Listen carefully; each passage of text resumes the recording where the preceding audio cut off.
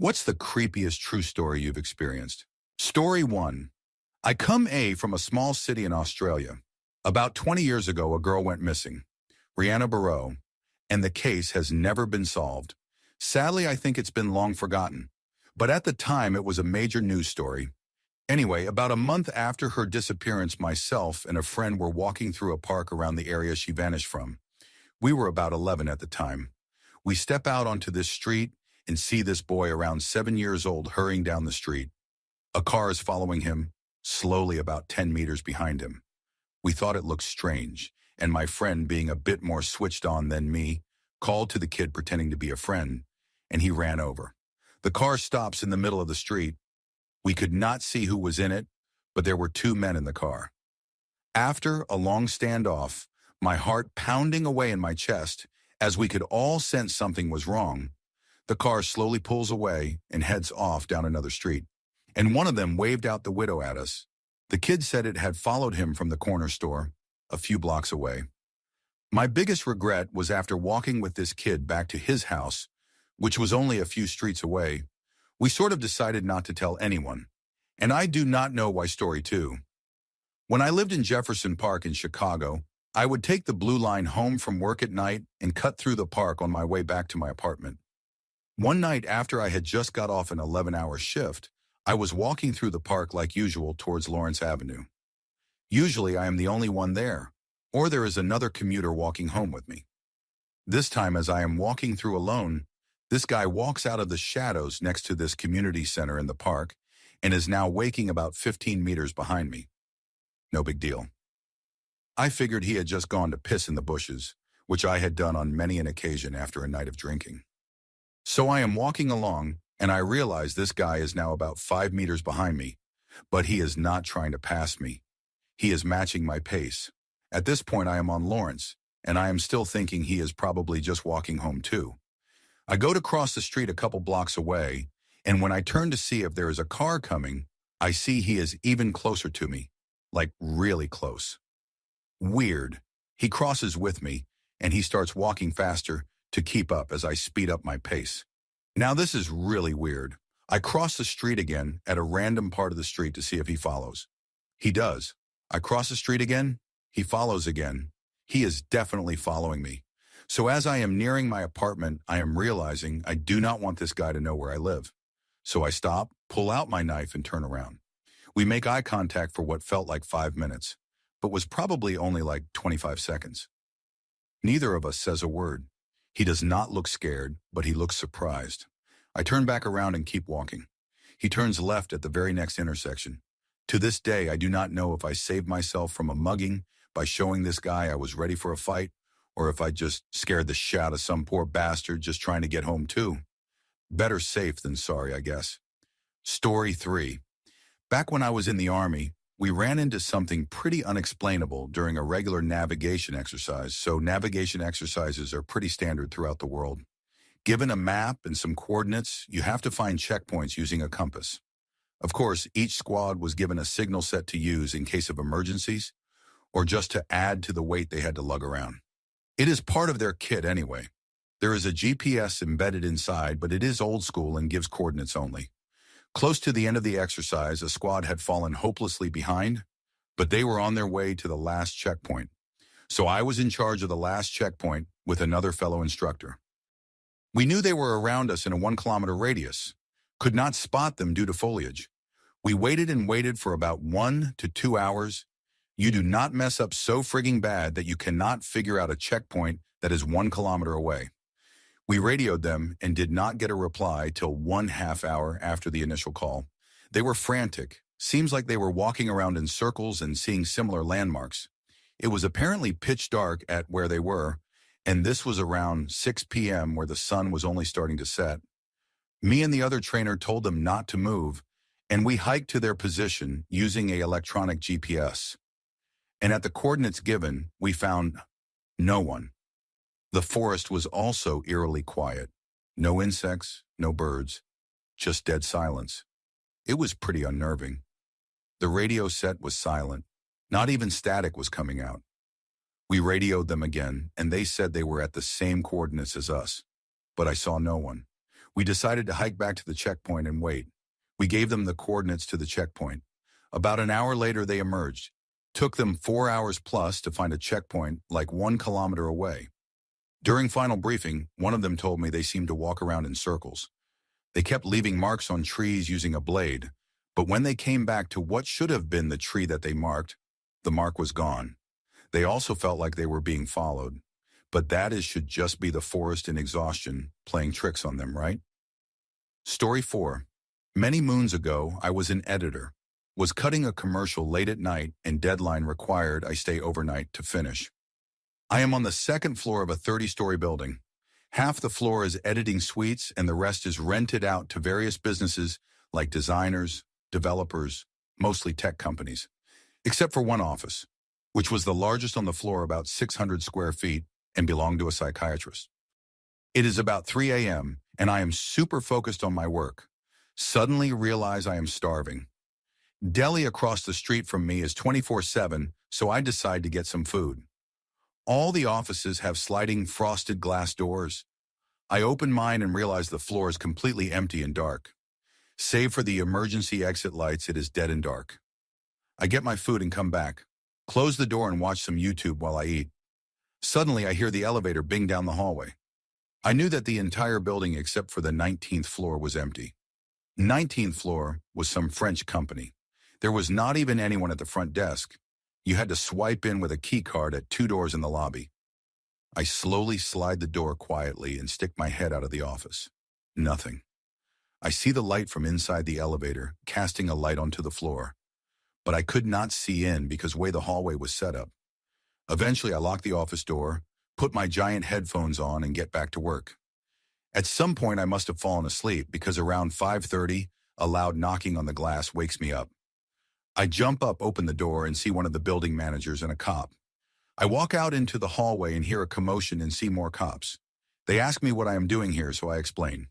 They ask if I saw or heard anything, and I say no because headphones and fell asleep and so on. Cops walks away towards the other cops.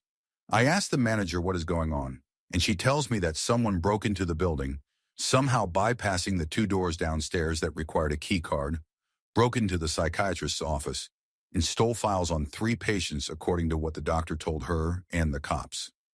I was there that whole time, either working or asleep, and did not hear anything. When she told me this, I almost crapped myself. I mean, to go after 3 specific files takes some serious dedication to your mission. All I could think about was, since it was not some petty robbery, and there are tech offices all over the floor, I kept thinking, what might have happened to me had I run into them? I ended up leaving that place several months later. Story 5. Background: I work in a solicitor's. I am a secretary. I work in a solicitor's office, and the receptionist was out sick this one day, and I had to cover for her for the day. The reception is at the very front of the building and kind of cut off from everything else. You have to walk through at least 2 doors and down a hallway to get to anyone else in the building. Because we were short-staffed, I was completely on my own out there. Usually not a big deal. Anyway, this bloke comes in, quite tall, 6 foot plus. He is wearing old clothes and a baggy hoodie with the hood up. He has his hands in his pocket and is acting all shift and paranoid. I go through the usual, "Hi, can I help you?" blah blah. He is still acting weird, like looking around himself and not looking me directly in the eye. I really was not prepared for his answer. "Do you deal with armed robberies?" My heart literally stopped for a second. I did not know what the hell to say to this guy, and there was no one close by that could help if anything happened.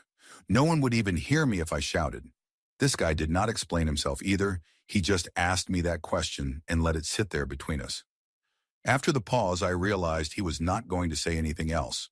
So with all the bravery I could muster, I asked, "Are you the armed robber?" and gestured to his hands in his pockets. He changed in a second. He obviously realized how he was coming across and did not want to frighten me. He took his hands out of his pockets and pulled his hood down so I could see his face, and was just repeating, "No, no, love." "I am so sorry," he explained then, that he was the one that was robbed and wanted to take legal action, of course. By the end of the encounter, we were laughing about it. But for a good 5 seconds, I thought, "Ash, this is it. He is not going to be happy with the 30 pounds in petty cash and just shoot me." Story 6. My friend passed away at 19 from an overdose. This was over 10 years ago. We all went to the funeral and burial and helped his girlfriend move out of the house and back into her parents'. 2 months later, I was hanging out with my friend. It was late at night, which was normal teenage behavior. We just sitting in his car outside his house when his phone rang. He just gave it to me and I looked at it in disbelief. Our deceased friend was calling, or someone that had his number now. I flipped it open and put it on speaker and said hello. No answer, just clicking, and the call ended.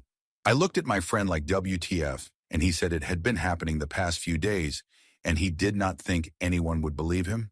This death hit home for all of us, but more so for him since his sister was going to marry the guy, and they got along really well.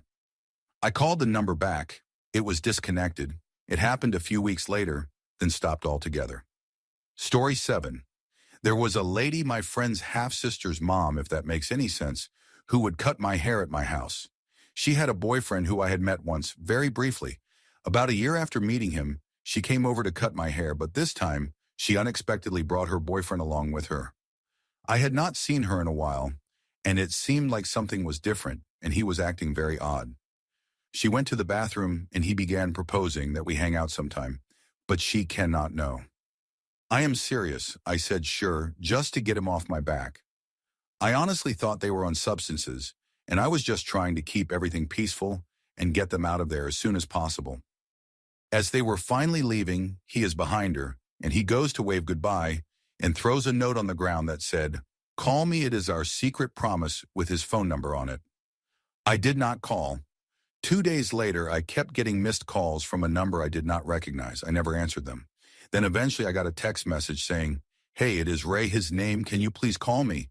I really need your help with something." I did not respond. He kept texting me, saying he needed a favor.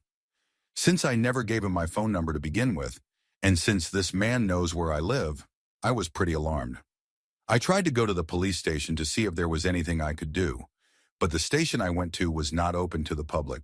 That was the only station I knew of. I could have looked up another one, but I kind of felt stupid for being there in the first place. So I just went home. The next morning at 8 a.m., I wake up to very loud banging on my door. I could not see anyone out the window, and I do not have a peephole, so I opened the door a little bit. I thought it could have been my parents since I live right by them. But no. It was Ray. He was pressed up against the door, which is why I could not see him out the window. He was smiling, and I quickly shut the door on him and called 911. He left before the cops showed up and sent a text message to the effect of, "I do not want to inconvenience you. Sorry to bug you." The cop told me to text him back saying, "Do not contact me in any way, shape, or form, or I will go to the police again," and made me take a picture of the cop car in front of my house and send that too. Then he left saying, "It is not illegal for someone to like you."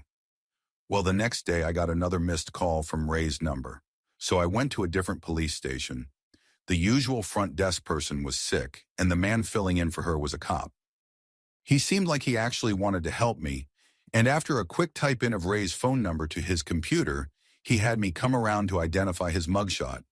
It turns out Ray is a level 3S offender, a child rapist to be exact.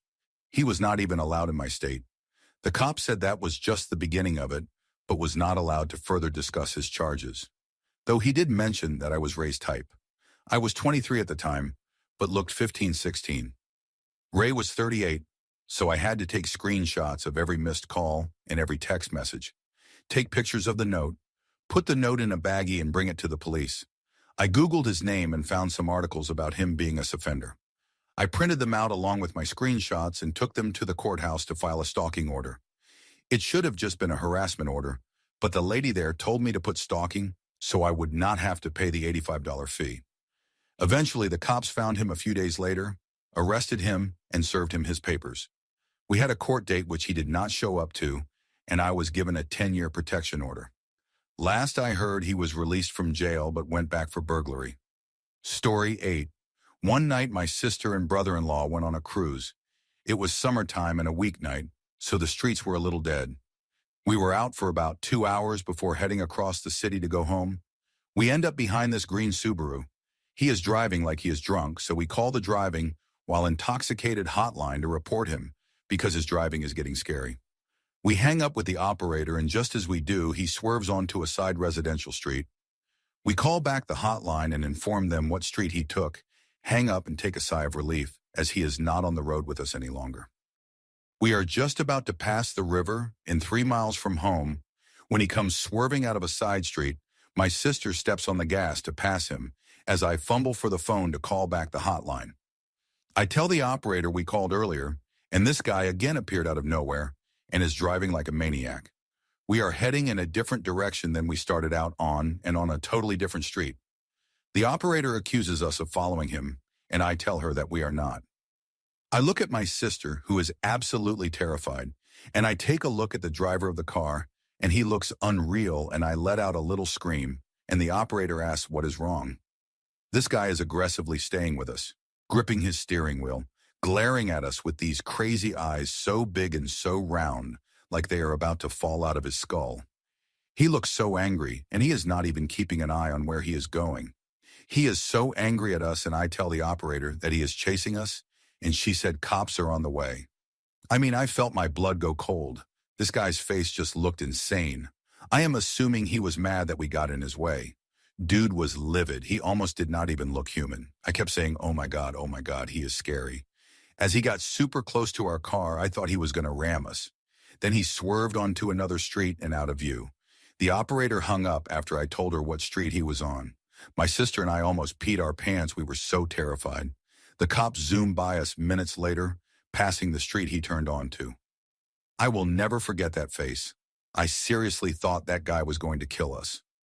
Story 9. I went to a cemetery with a friend of mine that was reportedly the most haunted cemetery in Connecticut to just walk around for a bit for SHS and giggles. I will spoil it already that nothing supernatural occurred while we were there. Anyway, while she and I are walking around, a motorcycle pulls up, and a man gets off and begins walking around the cemetery as well. It is a small plot of land. There is literally nowhere that my friend and I can where this guy cannot see us, so we politely give a little wave and go back to reading headstones. This guy took the wave as an invitation to come talk to us, and he begins telling us how he rides his motorcycle all over, looking for old cemeteries to check out. Seems like a bit of an odd hobby, but hey, to each their own. We get out of the conversation and go to check out a few more headstones, which put our backs to this dude, when a few minutes later, we notice he has not moved from where he was standing while we were talking. He has his phone in his hand, aimed at us, and we both hear the unmistakable sound of a camera shutter. He fumbles with his phone for a minute and turns around from us, acting like he was taking pictures of headstones. We knew he had our picture on his phone. She and I looked at each other, gave a non-verbal "let's get the F out of here," and went to my car to drive away. As we get in the car, we noticed that the guy had followed us out of the cemetery and was now sitting on his motorcycle, very obviously filming us with his camera. While I drove away, my friend watched the mirrors and told me that he never once put the phone down as long as the car was within sight. I hope I never see that creep again in my life. Story 10. Just now it was about 11 p.m., and I was in my garage returning a missed call from my cousin. He did not answer, so I just sat on the top of the stairs to the mezzanine and finished my cigarette. As I am about to put my smoke out and go back inside the house, I hear some snuffling and crunching sounds like something big is eating snow from just around the corner of the open garage door. It is 8 degrees Fahrenheit, and there is around 3 feet of snow on the ground, and my house is in the mountains, several miles out of town, by the way. My first thought was, oh, boo-boo, my pit bull must have gotten out somehow. I walk inside and hear his old boo-boo snoozing on her dog bed in the laundry room. Now I am puzzled. I casually grab my .45 ACP and a bright light, wake the dog up, and bring her outside to investigate. I tell the dog go find it, and she takes off. I walk around the garage, down the driveway, and back up to the back porch and find nothing except my 95-pound pit bull cowering by the door. No tracks in the snow, no sign of anything, except a half-eaten deer hide on the hood of my truck in the garage. It was not there when I walked by 5 minutes prior. I am perfectly sane and sober. What the F just happened? Update, so I went back out this morning and had a look around. There were very large and very faint mountain lion tracks in my driveway, on the hard-packed tire tracks in the snow that lead into the garage. The lion entered the garage through the open stall door and exited through the man door up the stairs, meaning we were very likely both in the garage at the same time. The upper-level mezzanine has a short partition wall along a walkway that leads to a storage room. I found more very fresh deer parts around the corner at the end of the walkway in front of the storage room door. The lion exited the garage onto my back deck and jumped on the roof of the house, probably when I was walking around the outside of the garage looking for tracks. He wandered off into the woods immediately behind the house. There are plenty of deer around for him to eat, so I'm not worried. Definitely going to keep a close eye on my dog, though. Especially if she goes out at night, I will go with her. Mountain lions have huge territories, so I am sure it has moved on. Story 11. When I was in my early 20s, I was living in my parents' house at the time, and my ex had spent the night with me. I woke up in the morning facing away from her, blinked my eyes a few times, did not make a sound because I thought maybe I could go back to sleep for a bit when I heard "I love you" in this sleepy hush voice clear as day. So I say back in a normal voice, "I love you too." All of a sudden, my ex says in this panicked voice that was not me. There was no one else in the house at the time and no gadgets that could have caused it, and my ex certainly was not screwing with me as she had no sense of humor. We were both weirded out by the whole thing. It was as clear as day and we both heard it. About 2 weeks later, I was alone when one of the lamps in my room turned on. I just figured it was an old lamp, probably bad wiring. About a day later again, I go to bed alone, turn off the lights, and I get in bed, and I am filled with this immediate sense of dread.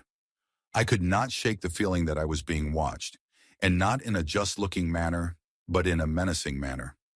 I fought through it and finally fell asleep. I woke up about 2 hours later, still feeling the same way. Except when I woke up, I just kept thinking to myself about the lamp. Please do not turn on. Please do not turn on. Of course, boom, the lamp turns on. I probably laid in that bed for 15 minutes frozen before I got the courage to get up and turn off the lamp and attempt to sleep again. After that, nothing happened anymore that I at least noticed. This all happened in December, and my parents had been saying for years a lot of weird things happened in my parents' house around my grandmother's birthday, but I dismissed it all until this all happened. But again, after all this, I personally never experienced anything, but my parents still claim to. Story 12. When I was 16, I was in a summer work exchange in Quebec, Canada. One night, I invited a friend from the program to stay over at my billet host family's home for the night. We slept downstairs in the basement, as they had a couch and a spare mattress down there. The actual event is quite fuzzy, but I remember waking up, sensing something was wrong. I looked up, and there was a shadowy figure person standing above me, and the figure grabbed my breast. I did not know how to react in my brain fog, and it seems the figure went back upstairs and out the front door. I laid there for a moment in the darkness and noted the stuffed animal I slept with. I was young, and it was from the boyfriend at the time, was several feet away from the head of the mattress. Once I was slightly more coherent, I began to shake and knew I had to let the host parents know. I went up the stairs to the main floor and noticed the front door was wide open, with the sun just rising. This is when I realized that something phi had happened. I hurried up to the top floor to where the bedrooms were and whipped on the light of the parents' room. I tried to explain that someone had been in the house and grabbed me, but keep in mind, I was a 16-year-old kid in a huge panic. My many years of French immersion in school did not teach me the French words for boob or home invasion. The host mother seemed pretty pissed that I had woken them up. It took a lot of broken French and hand gestures to get the point across. They did contact the local police, and they sent a Royal Canadian Mounted Police officer over, who thankfully spoke English. Nothing ever did come from it, and my friend who had slept through the entire thing. Almost 15 years later, and it still sticks with me.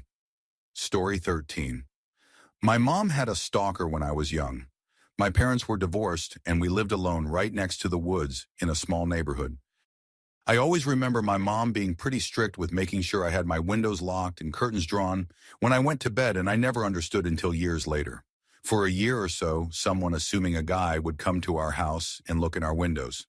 She told me a story during Christmas. We were sitting around the fireplace, and she looked out the window and saw a guy's face with his hands cupped around, just staring right in the window. She freaked and called the cops. Dude bails. Another time she woke up to knocking on her window and this guy asking to be let in. She freaks out again, calls the neighbors who knew about it. They run over, call the cops. Nothing to be found. Well, it snowed that night after this all happened, and in the morning there were tracks leading back to my mom's window. They tracked the footprints back to a hunter stand in the woods by our house. That was where he would hide, apparently. The last time my mom heard from him, we got home from schoolwork one day, and there was a manila envelope on our porch.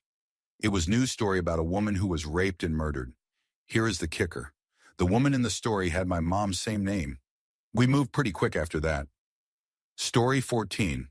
This will prob get beautied, but here goes. I was buying my first house and could not find anything I loved. My real estate agent told me about a place that he was told about. He was asked to represent the seller that would be put up on the market the next day. My mom and I decided to drive by the place to see if we want to schedule an appointment.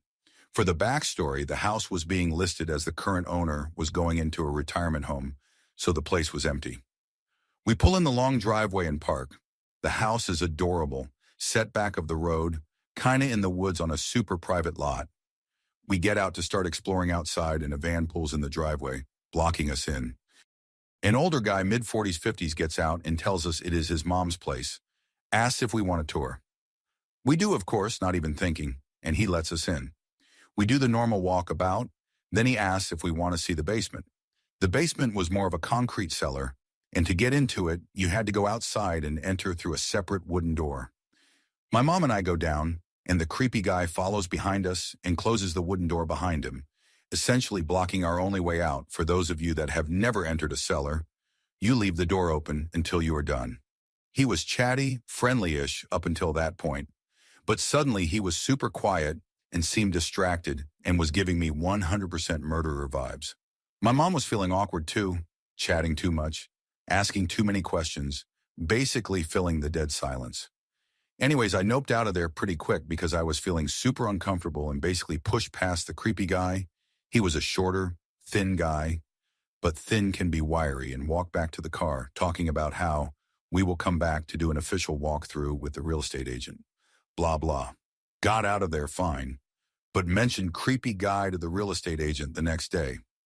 His eyes bulged out of his head because he said the creepy guy had come into the office trying to find an agent the day before and asked for a woman. The female agent said he made her feel uncomfortable and creepy, and she declined to represent him because she did not want to end up in a body bag. Story 15. I had an experience that was similar to a scene in the start of Get Out. I was walking down the street at about 10 p.m. or so when I heard that a car coming from behind me had slowed down, but not turned off to another street and was just lingering there. I kept walking, not assuming the worst but staying vigilant.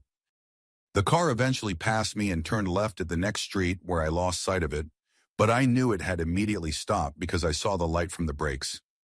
At this point, I am thinking it is sketchy, but I do not think I am in danger unless a gun is involved, because there are still a decent amount of cars passing by and busier intersection nearby I could run to if I really had to. I also want to give people the benefit of the doubt, so I just kept walking, because maybe the person lived there or was going to a friend's house or something. When I got to the street the car turned at, it was turned back around facing out at me still running. That is when I said nope and just turned around and walked the other way. The car followed me again and was a little bit behind me when I turned and looked at the driver, who was some scraggly, creepy-looking guy. I just stopped, looked at him, put my arms out, and said, "What is up?" and he drove away. Story 16. One day back when I was in high school, I was home alone. It was afternoon, still bright out, so generally not creepy, and my parents had not come home from work yet. I had a desk adjacent to my bed, with both the desk and the headboard right up against the wall. I would often turn my laptop to the side of the table so I could browse while sitting perched on the side of my bed. So basically, me sitting with the laptop in front of me and directly to my right was my headboard wall. That day I was on Skype with my friend, sitting the way I always do. We were talking and she stopped me and said, "I thought you were home alone." I knew for sure no one was home. So I say, "Yeah, I am," and she says, "I think your brother is home. He just walked past behind you into the other room." I froze. I knew for sure I was home alone. I do have a brother, but he did not live with us at the time, and had in fact never lived in that house with us. He left for college before we moved there.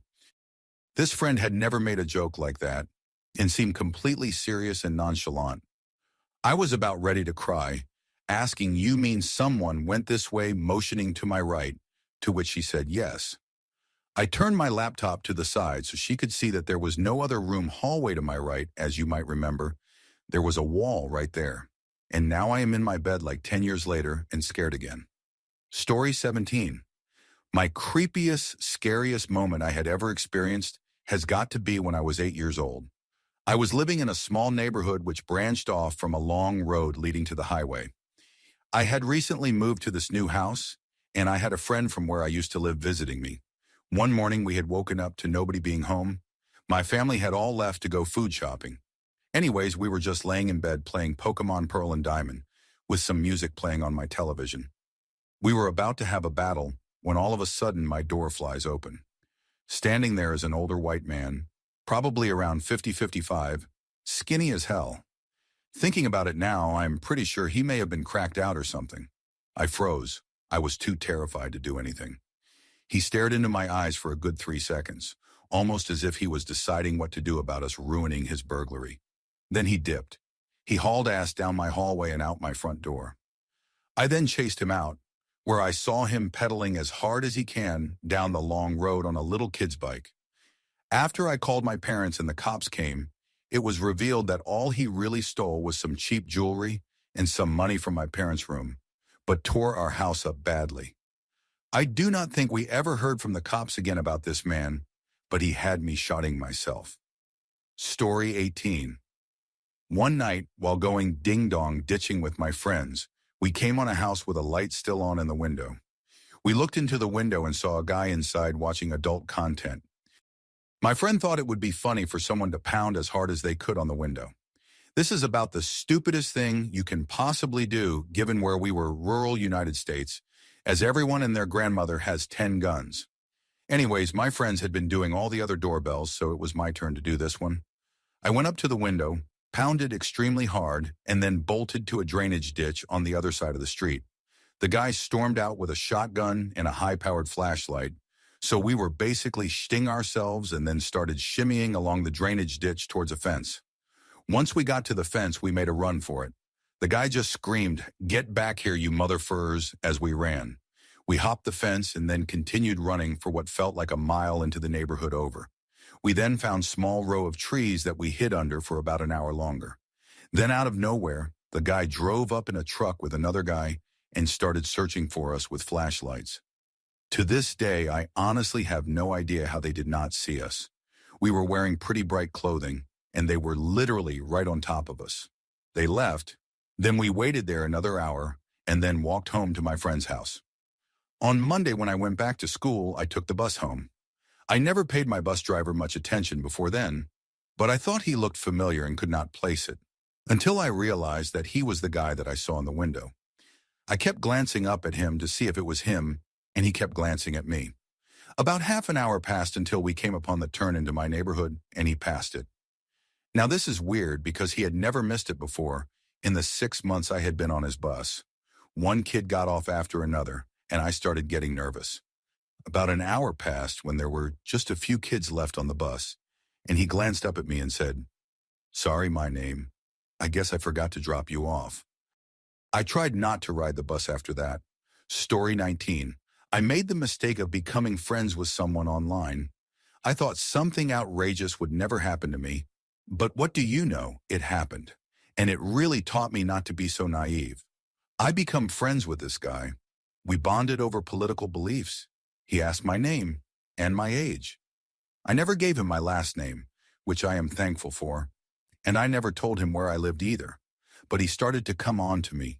He kept saying very Sewell things towards me and creepy things.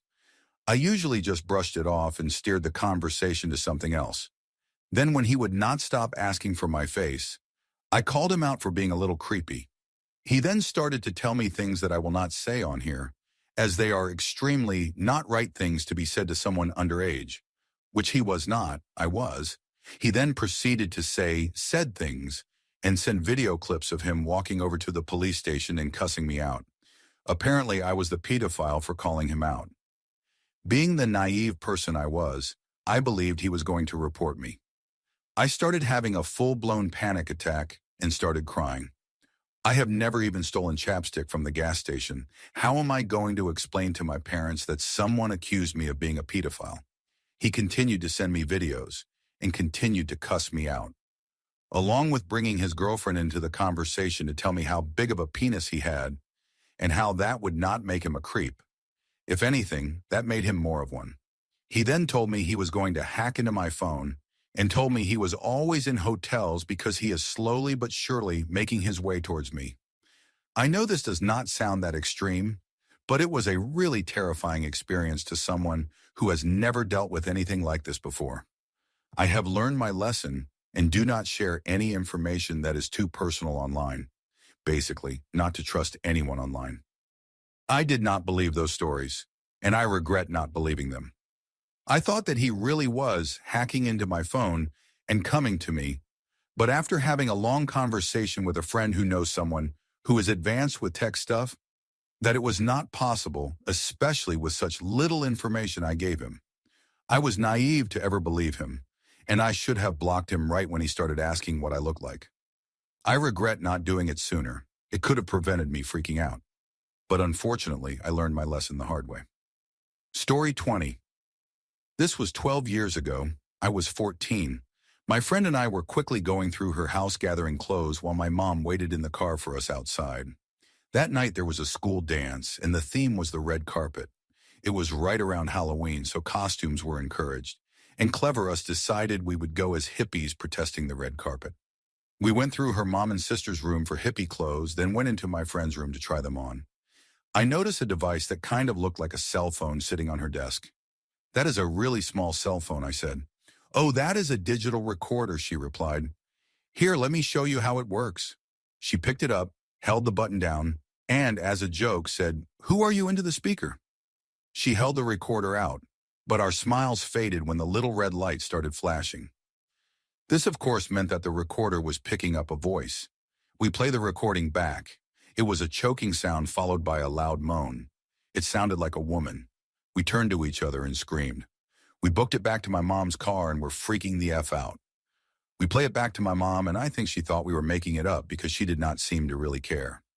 We bring it to the school dance. I think the next night was our orchestra retreat. We were both in orchestra together, and we brought it there too and showed it to everyone. Lots of people did not believe us. A few did, her mom included, and were really creeped out. My friend went on to tell me that in the past, she had seen things in her house. One time she was sitting on the couch and the lights were on. She was facing a window, and since it was dark, she could see her reflection. She said she saw a man behind her, trying to peer over her shoulder to look at her face. When she looked over, nothing was there. In another instance, she saw a man in her yard walk by. He turned the corner and she looked out the window and he was gone. But her yard was fenced in. I think the fence was at least 6 feet, and there was no door or gate in the area he was walking towards. A few weeks later, she accidentally recorded over the creepy ghost moan. It is lost forever, but I will always remember that she and how unexplainable it was and still is. By the time we were seniors, my friend had moved in with her older boyfriend in a different city. Still attended my school, though occasionally. Was a crusty punk, hardcore vegan, worked on a farm vegan kitchen, and so on. It seemed like she was really into the crusty punk lifestyle, and I kind of wonder if she was homeless. She seemed like a totally different person than the nice, innocent kid I met in 9th grade. Now I cannot find any trace of her. I see her mom and sister occasionally, around town and whatnot, but never her. Kind of sad. I felt like she got into the wrong crowd and is now estranged from them. Anyway, I guess it is not that exciting of a story. I actively try to avoid any ghostly situations because I am so goddamn scared of them. But with this particular one, there was no avoiding. Story 21. I was a teenager and a stoner. My friends and I would go out to this blocked-off bridge in the middle of the woods to get high. There were so many dead-end signs along the half-mile or so to the bridge that nobody went there unless they were looking for trouble. We climbed up the sides. It was a trestle, went underneath it, really just got familiar with the whole place in the few months we went there. Did it several times a week. It was fall, around Halloween 2011. One day we went out there near sunset and saw what appeared to be red pentagrams painted onto the concrete barriers blocking the bridge. As we got closer, we saw more pentagrams and other weird symbols all painted in the same red, on the ground, on the trestles, everywhere. Not spray paint, but something that dripped and smeared a lot. Figured it must have been edgy kids with a paint can. We went off to the side, fixing to go down into the creek just to see the extent of the vandalism when we saw a dead calf laying in the ditch weed with its throat slit. Blood was spread all along the blades of grass around it and dribbled up to the road. It also pooled quite a bit in the lower parts of the ground. Definitely dead, but fresh. We had been there in the last couple days and there was no smell even when we got closer. Got out of there fast, and the next time we went down, the whole half-mile of road leading to that bridge was completely blocked off. Story 22. When I was about 9 or 10, playing around with a couple of other kids in the apartment complex where we lived, we noticed a grown man, wearing respectable business attire, attempting to climb into a window into one of the buildings. A very narrow window on the second level.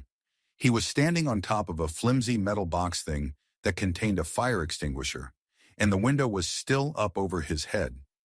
How he got up to that point was anyone's guess, as it was a good 4 to 5 feet off the ground, with maybe 6 inches of surface area to stand on, and nothing else around to climb up on.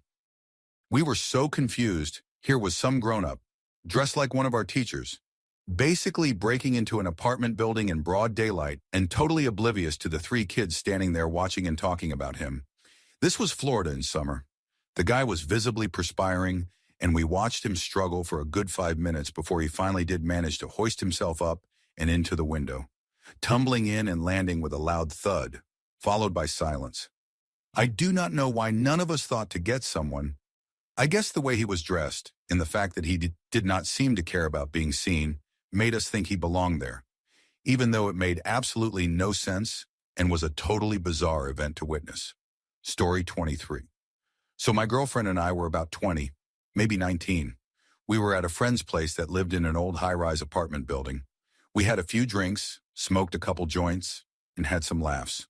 Well, I ended up buying some pot from him. It was pretty good, smelled even through the baggie. This is the 90s, early 2000s. Well, we were leaving and got on the elevator. He was on floor 18, if I remember correctly. 2 guys got on the elevator 2 floors down from us. They could instantly smell the weed. I was drunk and stoned, so I cannot say I remember exactly what they looked like, but they were not the type to run into in a dark alley. So they make some comment about how cute my girlfriend was and that we smelled like a fun. Obviously pointing out the weed, we laughed and said we had a good time with our friends. So we get to the bottom of the elevator and my paranoia spidey sense is buzzing. We start walking to the right out of the elevator. They follow. I turn, act all stoned and say, "Oh man," we park the other way. Well, they look at each other very confused and do not know what to do. So they slow down and start to turn around. So now I am like, F, that did not work. So I start to pat my pockets and say I forgot my keys. It is the 90s or whatever. I am wearing cargo shorts and they are baggy. Thank you, fashion from back then. Haha. So I hit the button and we go back up. Start pounding on my friend's door and he lets us in. We explain the best we can. He comprehends the best he can. And we look out the window and see a car drive by on the side we said we parked on. And then a few minutes later, we see the same car. Then 10 or 15 minutes later, we see the same car. Our best guess is they were looking for us.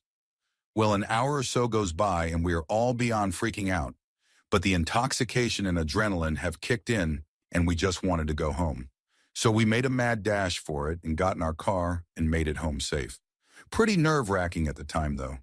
Always be prepared for any situation, I tell myself. Story 24. I used to be the manager of a small liquor store. I finished work late one night and then walked a few hundred meters to the bus stop. This is at the bottom of a hill in the shopping area. By this time, all the other shops were closed and the area was deserted and silent as a grave.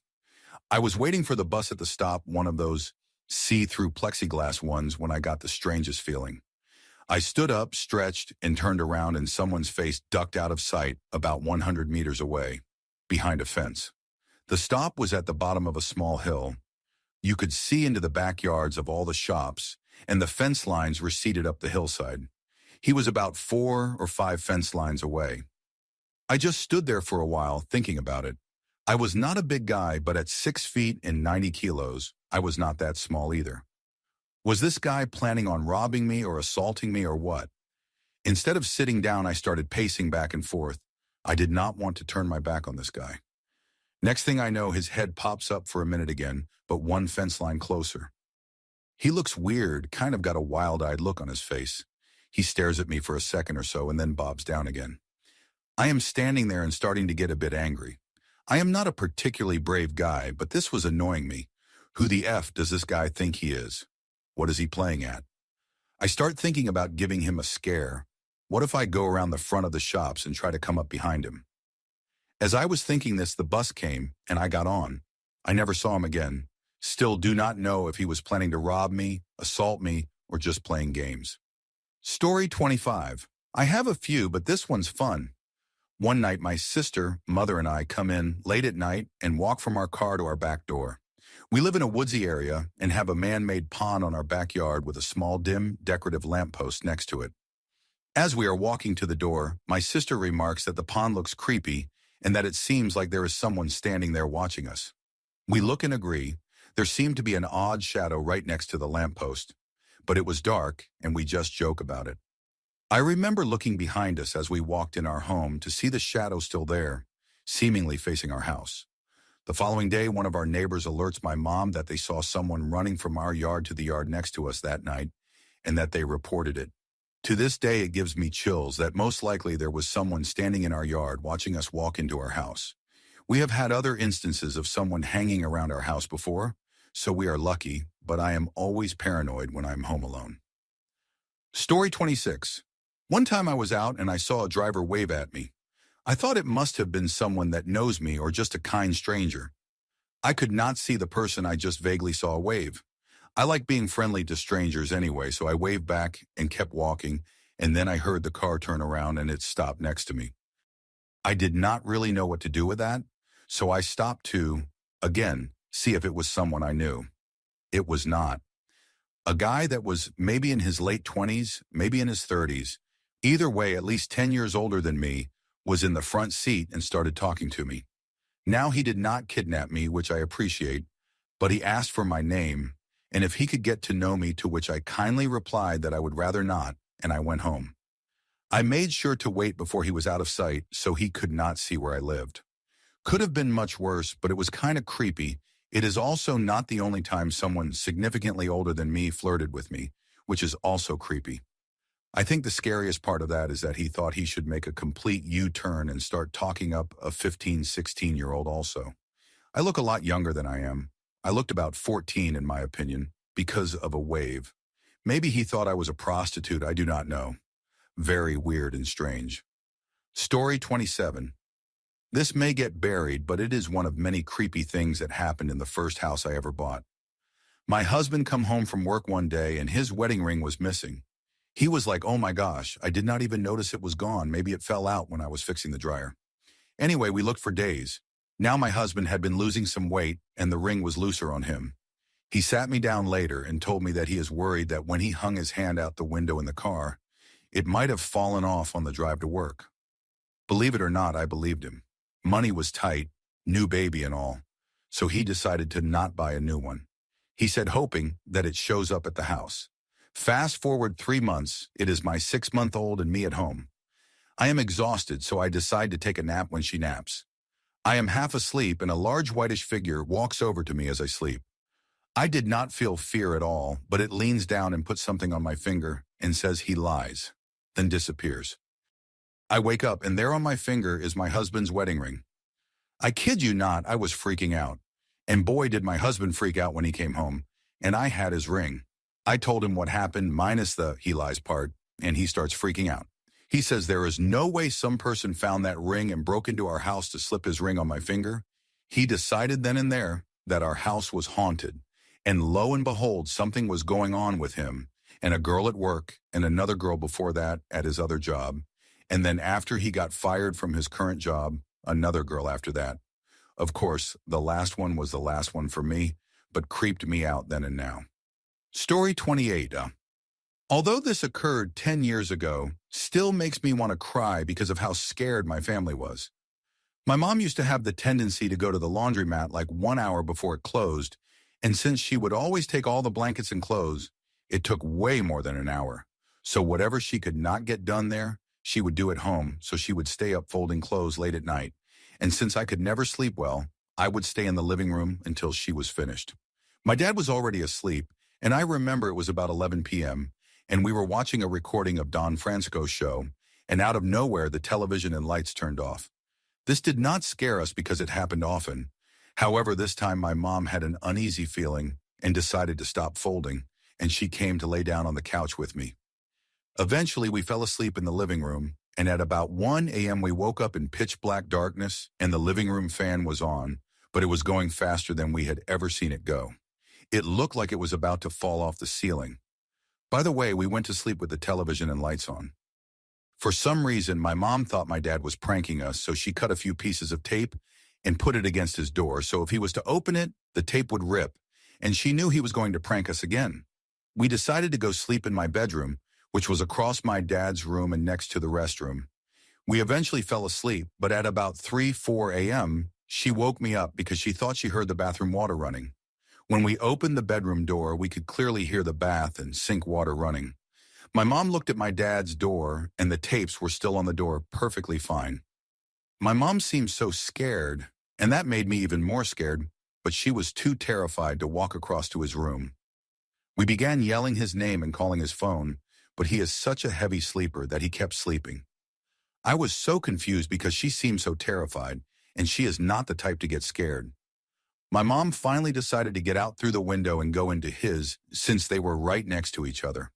When she finally woke him up, they came to get me, and he went to the restroom, and nothing was on. You could tell they were on because it was wet, and there were droplets on the faucet dripping down.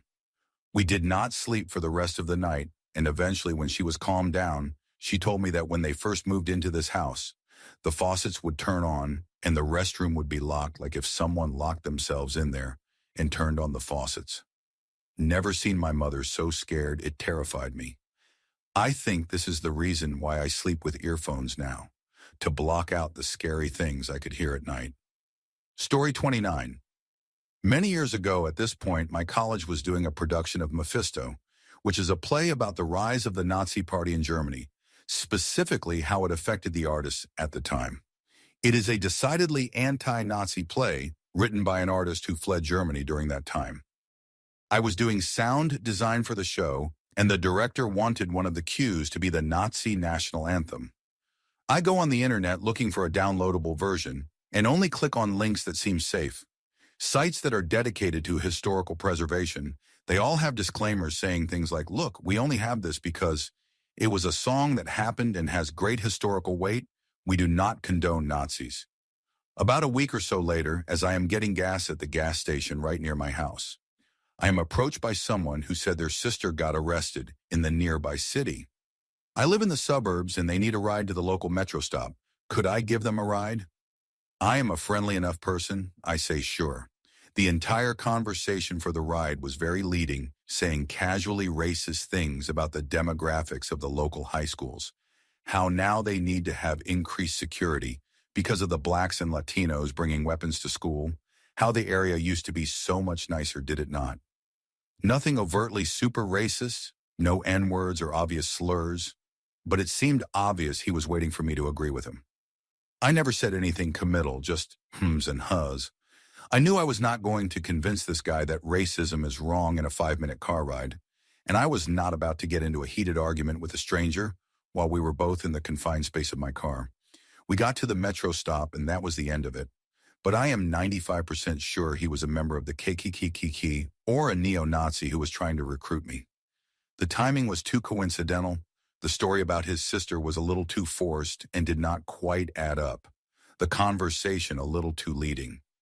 Maybe it was just coincidence, but my gut says it was not, which would mean that whatever group he was a part of was able to pinpoint my location in real life after looking that stuff up, and that is terrifying. Story 30. Once when I was sleeping over at a friend's house, I was laying in bed asleep, And I had a dream. It was me and all my friends playing volleyball or dodgeball. And then the other team, a group of just like random kids I did not know, came over and started telling me to shoot the door down, basically chanting it over and over. Then it changed and I heard what was basically a voice telling me it was okay and everything was fine and that I just need to relax and let go and how everything would be okay if I let go and let it take me. The voice was light and somewhat feminine, and at first I was fine with it. Everything seemed okay, and I was relaxing, and it kept assuring me everything was fine. And it was supposed to feel like this, but I felt the feeling in my fingertips and feet start slowly going numb, moving up my arms and legs. I started to freak out, and the voice turned like sickly sweet, and I was mentally like, no, this is not okay, this is mine. And I felt all the feeling basically slam back into my body at once, and it hurt a lot. And then I was able to open my eyes. No one aside from the younger brother asleep in the bed beneath mine was in the room. I went to the living room and woke my friend up for a second and played on the computer to relax for a while. Really disturbing experience. I remember more details but spared some of them for the sake of having to type out so much Story 31. Currently dealing with this now. There is a man that lives in the building my boyfriend and I do, who from the first day we moved in has given us both bad vibes. The day we were moving in, my boyfriend and his cousin has taken up the elevator to the top floor to drop stuff off. I was the only one left downstairs and was just mindlessly bringing in things to the lobby, waiting for the elevator to come back down. These men are sitting on the benches in the lobby and just all talking. Two of them did not seem weird at all, but one could not stop staring at me. Every move I did, trying to talk to me each time I came in, I would respond just small things to be polite and not ignore him, but did not indulge because he looked like he was looking into my soul. He eventually went all the way to the top floor to get the elevator for me, even which is super nice but super unnecessary since we had only one elevator booked. But I said thank you and told him he did not need to. Nothing more happened from there that day. Flash forward a couple weeks and I finally see him again. I took the elevator down to the lobby too. I believe my mom was there dropping something off, so I ran out to her car and on the way back to the door, he saw me as he was in the lobby and sprinted to the door to open it for me. My hands were completely free, and I said, thank you. He then got in the elevator with me and pressed the floor before mine. So I hoped he would just be getting off and that would be it. I was wrong. He is staring at me. I can see it in the side of my view, and he then says, I bet no one has ever told you that you are a beautiful redhead. And I responded, my boyfriend does every day. He said he is a very lucky guy. I ignored it. After his floor comes and the door opens, he says, I will just take it up with you. Why is he doing this? I do not speak a word. He then says, as I am getting off when my floor arrives, I have tools if you ever want to come by my apartment. What does that even mean? I ignore everything and run to my boyfriend and literally break down to him. It has been about a month since that, and I did not see him unless I was with my boyfriend, and my boyfriend would pretty much just stand in front of me because he knows how bad it makes me feel. He has not said anything weird or disgusting when my boyfriend is around. But my boyfriend just left this weekend to go to his grandma's, and I was just doing laundry as I would, and I see him staring through the laundry room's door window at me. He stands there for a few minutes, and I can just literally see it. I finally turn and look at him, so he opens the door and comes in. He tries to buy a pop from the vending machine while trying to tell me they raised the price, so he had to come back. I threw all my laundry in the washer and got the heck out of there since it would be a half an hour until I would have to go back down. I go back down a half an hour later, and who is standing in there just waiting? Him. He is just in there. He runs over to open the door for me, and I just say thanks. I said it so bitter that it did not sound at all real. He says so close to me. Anything for a pretty girl. I was shocked and did not have time to gather my thoughts of what just was said to me before he left. The next time I see him, I will be threatening the police on him because I cannot stand these comments, and I want him to stay away from me. I am not going to let it continue, and if he does make a comment towards me or bothers me, I will not hesitate to call the police.